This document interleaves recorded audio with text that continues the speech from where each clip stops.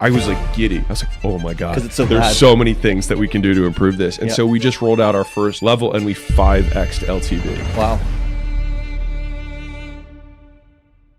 I was at an investor conference a couple months ago called Capital Conference. Cool. And every year there's like rage. I think the year before it's like all about the hedge funds. Okay. This year it's about holdcos, right? Everyone's holdco. Interesting. As if it's really easy to start a holding company, right? I mean, yeah. And then it's like, no, there's a lot that goes into it. I mean, you have a portfolio of businesses, right? And maybe we can spend some time talking about how difficult it actually is to not only be creating content, which we'll talk about in a second, but running a holding company. It's not just, oh, I'm going to hire an operator and that's it, right? It's like much easier said than done. Yeah.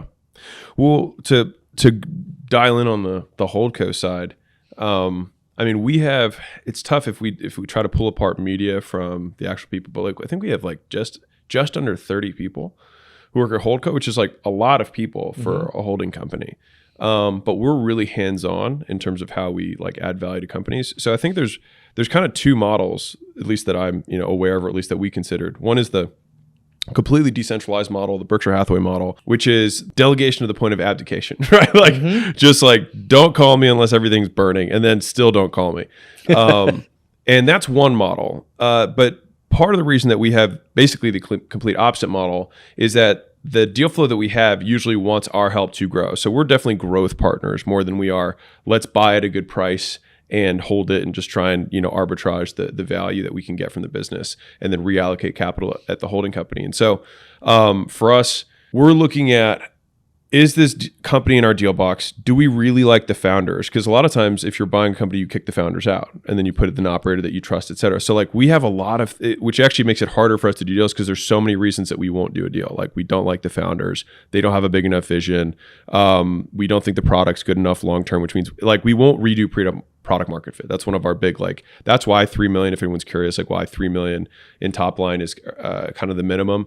And for it's 3 million ish, but at least $1 million in EBITDA, because unless you're there, like usually you're still figuring stuff out. Like we want to have at least a basic product like market you've done fit. something. Yeah, there's something that's here, right? And so we won't redo that. And then we want it to be in a couple areas. For us, it's usually consumer services or business services, which is either brick and mortar chains or national services like mortgage sales or something, right? And those are places where if we can see like an easy like 5x or something like that, that's usually what we will want to pick up. So if there's like a bunch of, like it's kind of funny, like the double-edged sword of you want a good business, but my head of biz dev said, he's like, we want you to be very specifically incompetent. As in like incompetent in all the ways that we are excellent. Okay. And so it's like if someone's like, oh yeah, our sales process is horrible. Or like, man, we can't get enough demand gen, but we have like a huge LTV and we're really sticky on the back end. Like those are companies that we can come in and just murder. Yeah. Yep. I mean, we just bought a 32 location teeth whitening chain. And I was so excited about this. And then we went to the facility and the experience was fine in terms of the product. But the sales process that I went through was like, I was like giddy. I was like, oh my God, it's so there's bad. so many things that we can do to improve this. And so we just rolled out our first level and we 5x'd LTV. Wow. In one rollout. And so this is 32 locations. And I was like, great. Like we just created $50 million in enterprise value. Like, let's just roll this out over the next 12 months to all 32. Yeah. And I was like, and that will be a W for the year. You know what I mean? Yeah. Like one of the hardest parts about what we have is that you have this desire to have activity, right? It's like we have because right now we get 3,000 companies a month that apply. So it's continued to grow. But we don't necessarily make more money by doing more deals. And so it's way more about and like the hard part is sticking with the plan and not getting like eyes bigger than your stomach. And so anyways, that's been the biggest challenge for us is like just being very selective about the deals that we know are the best deals for us, not necessarily just good deals. And you talk about the deal box, which is Warren Buffett's like you wait to swing, right? So what do you think it is for your deal box? You kind of mentioned a couple of things there. Yeah, so right now, and I think that over time we'll probably expand it as we bring in other like ex-operators. So somebody, if someone's scaled and exited business for like 100 million plus in like software or something, then I'd be like, well, dude, just come into my deal flow and we'll make a deal that makes sense for both of us. You don't have to spend 3 years building out this massive deal machine.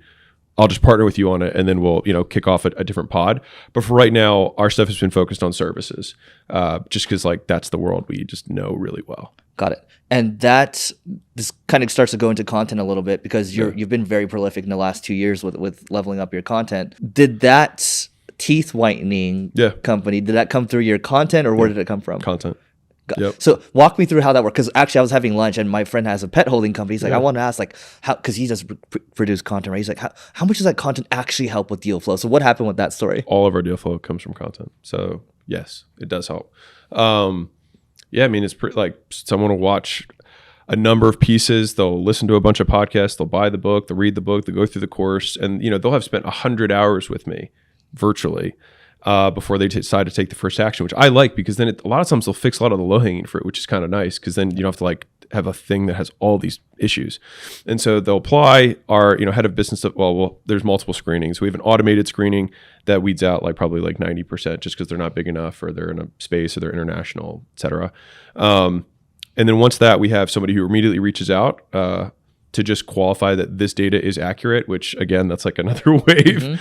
And then from the qualifying stage, we have somebody who then does a way more in-depth business case and basically writes up a full like 1-page write-up per business. And then the ones that person thinks are big enough and in our deal box then get passed on to managing director of business development. And so then he takes the deal from that point until close, which is usually like several more conversations, which he usually weeds out most of them. We usually do about 2 LOIs a month is what that results in for us.